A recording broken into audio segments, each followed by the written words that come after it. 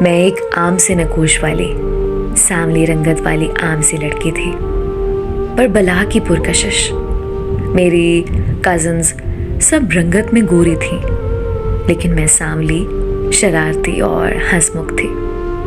جو بھی ایک بار مجھ سے مل لیتی میری پکی دوست بن جاتی۔ سب لڑکیاں حیران ہوتی کہ میں کون سا ایسا جادو کرتی ہوں کہ جو بھی ایک بار ملتا ہے اس کے بعد وہ مجھ سے فوراً سے دوستی کر لیتا ہے۔ خیر، ایک بار ایسا ہوا کہ ہمارے رشتہ داروں میں ایک شادی ہوئی، ڈھولکی رکھی گئی تو سب رشتہ داروں کو بلایا گیا۔ ہم سب کزنز نے خوب گیت گائے، خوب ہلا گلا کیا، خوب ناچے۔ وہاں پر ہم سب ایک دوسرے کے ساتھ بہت انجوائے کرتے رہے۔ وہاں کچھ کزنز جو کہ قریبی رشتہ دار تھے، ان میں سے ایک لڑکا بھی تھا جو بہت خوبصورت ہینڈسم نوجوان تھا۔ اس کی نظریں سارے ایونٹ میں میری طرف ہی تھیں اور مجھے بھی محسوس ہو رہا تھا۔ کھانا لگا تو سب کھانا کھانے لگے۔ اس نے مجھے مخاطب کر کے بولا، آپ مجھے بریانی لا دیں گی؟ وہ اس سائڈ پر گرم بریانی ہے۔ میں نے کہا جی ضرور، میں آپ کو لا دیتی ہوں۔ اس کے بعد میں کھانا کھانے کے لیے چلی گئی اور اس کو بریانی ڈال کر دینے کے لیے آگے بڑھی۔ مجھے محسوس ہوا کہ کوئی میرے پیچھے آ رہا ہے۔ وہ میرے پیچھے آ رہا تھا، میری طرف لپکا اور مجھے آواز دیکھ کر رکنے کا بولا۔ میں سمجھی کہ شاید کچھ اور بھی چاہیے ہوگا اسے۔ وہ پاس آ کر بولا، میں آپ کو روز ہی دیکھتا ہوں پر بات نہیں کر پا رہا، آپ تھوڑی سی دیر کے لیے ایک طرف ہو جائیں گی؟ میری بات سن سکتی ہیں پلیز؟ میں کافی حیران تھی کہ اس نے ایسی کیا بات کرنی ہے مجھ سے، لیکن دل میں کچھ خوش بھی تھی کہ شاید وہ میری طرف کچھ انٹرسٹ شو کر رہا ہے، کیونکہ وہ تھا ہی اتنا خوبصورت، تو کوئی بھی لڑکی اس کی طرف مائل ہو سکتی تھی۔ میں نے کہا جی ضرور، چلیں اس سائڈ پر چلتے ہیں۔ ہم وہاں گئے اور وہ میرے کافی قریب آ کر میری آنکھوں میں بہت غور سے دیکھنے لگا۔ مجھے کچھ عجیب سا بھی لگا اور شرم بھی آنے لگی۔ کچھ دیر وہ مجھے خاموشی سے دیکھتا رہا۔ مجھے تو جیسے پسینہ سا آنے لگا اور دل دھڑکنے لگا اور میرے ہاتھ بہت برے طریقے سے کانپنا شروع ہو گئے۔ مجھے بہت عجیب لگ رہا تھا۔ میں نے فوراً سے ہاتھ چھڑانا چاہا، لیکن اس نے مضبوطی سے پکڑا ہوا تھا۔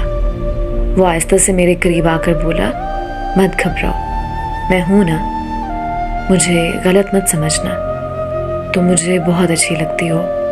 تمہاری شرارتی چمکتی آنکھیں، چہکنا اور بہت پیار سے بولنا سب کتنا دلکش ہے۔ میں ساری رات تمہیں سوچتا ہوں۔ مجھ سے بات کر لو پلیز، اپنا نمبر دے دو اور میں تم سے کچھ باتیں کرنا چاہتا ہوں۔ میں بہت گھبرا گئی اور کچھ سمجھ نہیں آ رہا تھا۔ مجھے یہ سب اچھا بھی لگ رہا تھا اور بہت پریشانی بھی ہو رہی تھی۔ خوشی اور حیرت کے ملے جلے تاثرات میرے چہرے پر صاف عیاں تھے۔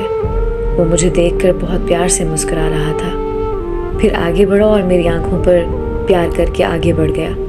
میں حیرت سے اسے دیکھ رہی تھی کہ اس نے کیسے میری آنکھوں کو چوما۔ اسے کوئی خوف نہیں تھا کہ کوئی دیکھ لے گا، اور وہ ایونٹ ختم ہو گیا۔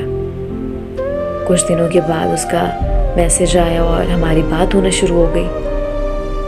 بہت اچھے سے ہماری بات ہوتی اور آہستہ آہستہ ہمیں پیار ہونے لگا۔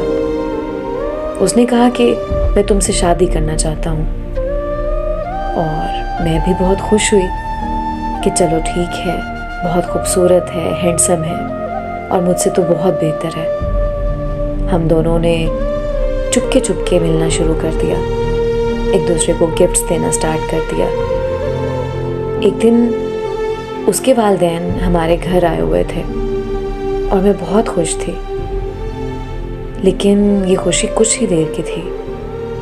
جب میں اندر ان کو سلام کرنے کے لیے گئی تو آنٹی میری امی سے کہہ رہی تھیں کہ آپ نے میرے بیٹے کی شادی میں لازمی آنا ہے۔ یہ بات تو جیسے میرے اوپر بجلی بن کے گری۔